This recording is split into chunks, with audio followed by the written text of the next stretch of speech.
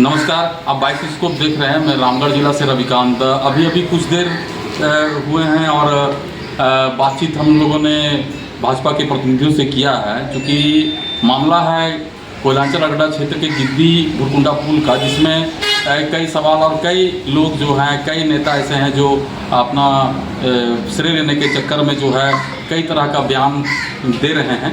तो उसी सिलसिले में जो है आज भाजपा के सांसद प्रतिनिधि हमारे पुरुषोत्तम पांडे जी और रंजीत पांडे जी से हम लोग बात कर रहे हैं और वो प्रेस कॉन्फ्रेंस में कई तरह की जानकारियां दे रहे हैं कि ये पुल किसके सिरे से बना, क्यों बना और इसके कारण क्या है।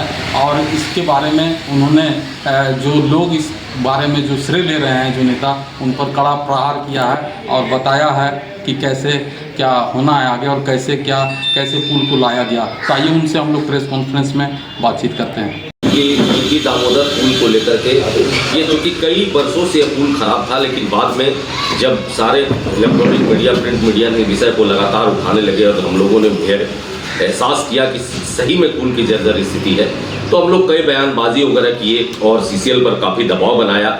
उस दबाव बनाने के नतीजे भी कुछ सामने आए, लेकिन जब ये नतीजा बहुत अच्छा नहीं दिखने लगा तो हम लोगों ने 5 जनवरी को एक बड़ी बैठक बुलाई गिद्दी दुर्गा मंडप में, जिसमें गिद्दी के बहुत सारे लोग, रिवर साइड के पिंकू झा से लेकर के जानकी ठाकुर से लेकर संतोष यादव और गिद्दी के सुमन जी और शशि भूषण सिंह, गुड्डू यादव, चंदन राजबल्लभ इत्यादि सारे लोग वहाँ पर रहे।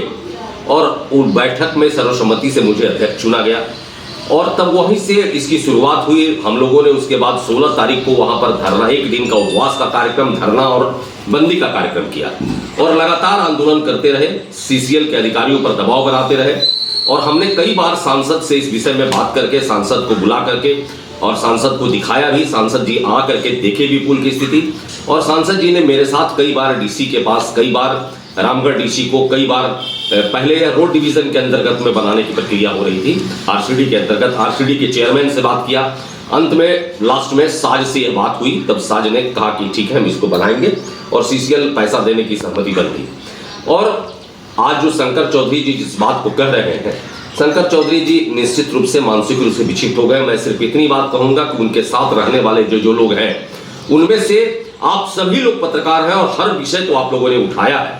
यदि किसी का भी एक बयान जो भी उनके साथ फोटो में दिख रहा है, चाहे वो जगतार सिंह हो, सुमन सिंह हो, देवेंद्र सिंह हो या भोला सिंह कुशवाहा हो या शंकर चौधरी हो, कभी भी एक बयान उनका नहीं था। जब जैन जी आए हैं और जैन जी ने एक बयान दिया पुल पर, उसके बाद उन लोग अपना शुरू हुआ। तो इतना ही कहेंगे, इस पूरे पुल के निर्माण के दिशा में आज जो पथ अग्रसर है, टेंडर हो गया है, टेंडर खुलने वाला है और फिर यह पुल की निर्माण की प्रक्रिया शुरू हो जाएगी, पुराने पुल की मरम्मति भी शुरू हो जाएगी। और अध्यक्ष होने की हैसियत से, क्योंकि उस संघर्ष समिति का मैं अध्यक्ष हूँ, अध्यक्ष होने की हैसियत से हम ये सारा श्रेय यहाँ के गिद्दी भुरकुंडा के तमाम पत्रकारों को देंगे, इलेक्ट्रॉनिक मीडिया को देंगे। और ताकि जिन्होंने प्रश्न ये इसको विस्तृत रूप से उठाया, हमारे सांसद ने भी यही कहा कि श्रेय पत्रकारों को जाता है, श्रेय जनता को जाता है, जो जनता आंदोलन किया उस आंदोलनकारियों को जाता है।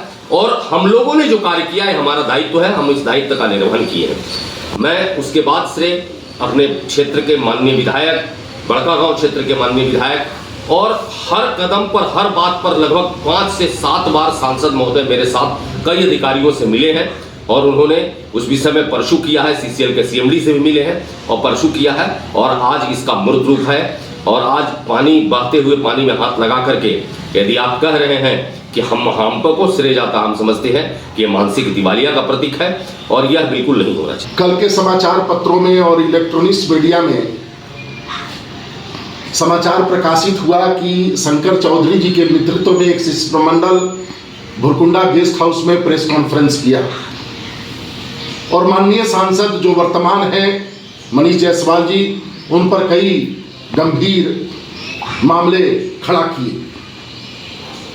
मैं उसकी तीखी भर्त्सना करता हूं, आलोचना करता हूं और वो सरासर जनता को भ्रमित करने वाला बयान है और सच्चाई से बिल्कुल कोसों दूर है।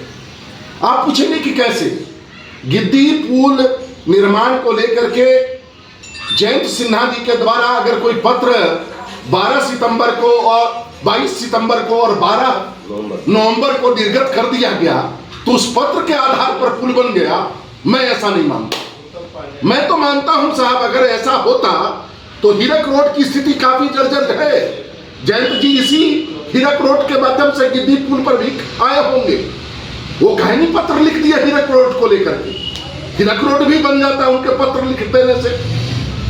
उनके पिताजी के समय में केंद्रीय विद्यालय, जो सबसे अच्छा विद्यालय था केंद्रीय विद्यालय बुरकुंडा, हमारी पत्नी भी वहीं से पढ़ी है केंद्रीय विद्यालय बुरकुंडा से, वो विद्यालय बंद हो गया। कहानी पत्र लिख दिए, पत्र तो हजारों लिखे थे अपने कालखंड में, कहानी लिख करके करा दिए। इसी जयंत जी के समय में जहां हम गिद्दी में बैठे हैं, लाखों लाख लोग रोजगार से यहां जुड़े हुए थे गिद्दीवासरी से। गिद्दीवासरी को बंद जयंत जी के कालखंड में हो गया। इन्हीं के पिताजी के समय में जो 12% ब्याज दर सीएमपीएफ में मिलता था, वो सीएमपीएफ में ब्याज दरों में कटौती हो गई। कहानी रोकवा लिए। 10% शेयर जो बिका इन्हीं के समय में बिका। तो साहब कहने के लिए तो कुछ भी है, आप कुछ भी कह लीजिए।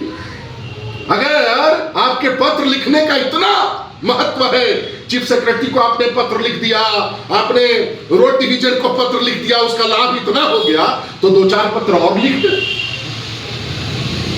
यहां के पत्रकारों ने मुद्दा उठाया, यहां के जनता ने मुद्दा उठाया, यहां के आंदोलन के समिति के अध्यक्ष और उनकी पूरी टीम ने मुद्दा उठाया, उपवास किया, धरना दिया, प्रदर्शन किया, तो उसका प्रतिफल है कि सारे लोगों के संज्ञान में बातें गई, और संज्ञान में बातें गई तब जाकर के यह पहल हुआ। मेरे सांसद तो कभी श्रेय लेने के लिए इसके लिए तैयार नहीं थे, कभी उन्होंने श्रेय नहीं दिया कि नहीं गिद्दी पुल के निर्माण का श्रेय हमको लेंगे।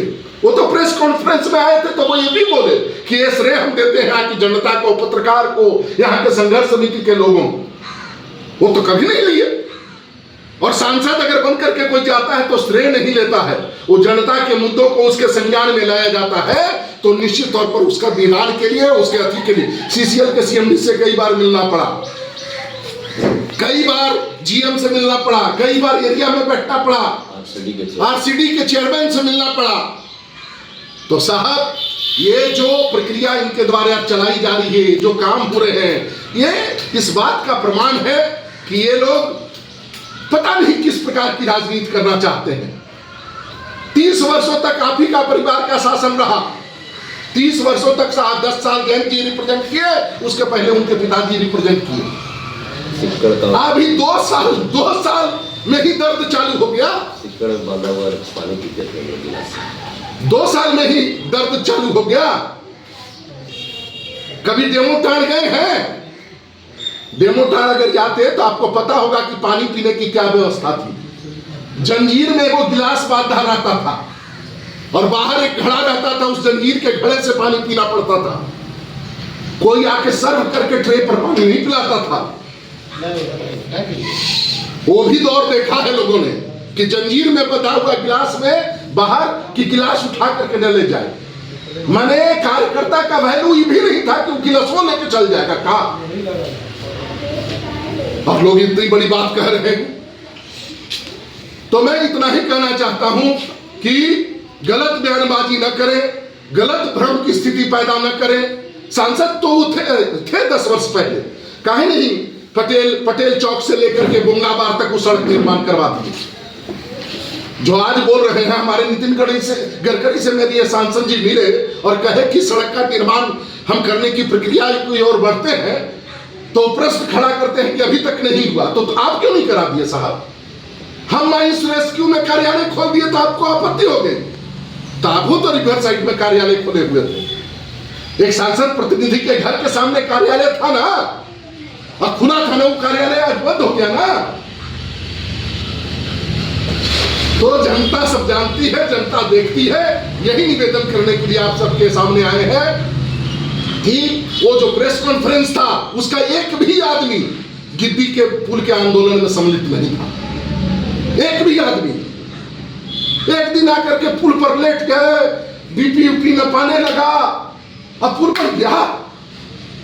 बाहर बाहर अगर ऐसे पुल बनने लगे तो हजारों पुल। तब हम बीएसएफ का जो कैंप आने वाला था उसको काहे नहीं बचा दिए, इनकम टैक्स वाला जो ऑफिस था उसको काहे नहीं बचा दिए। सब उन्हीं के रीजन में।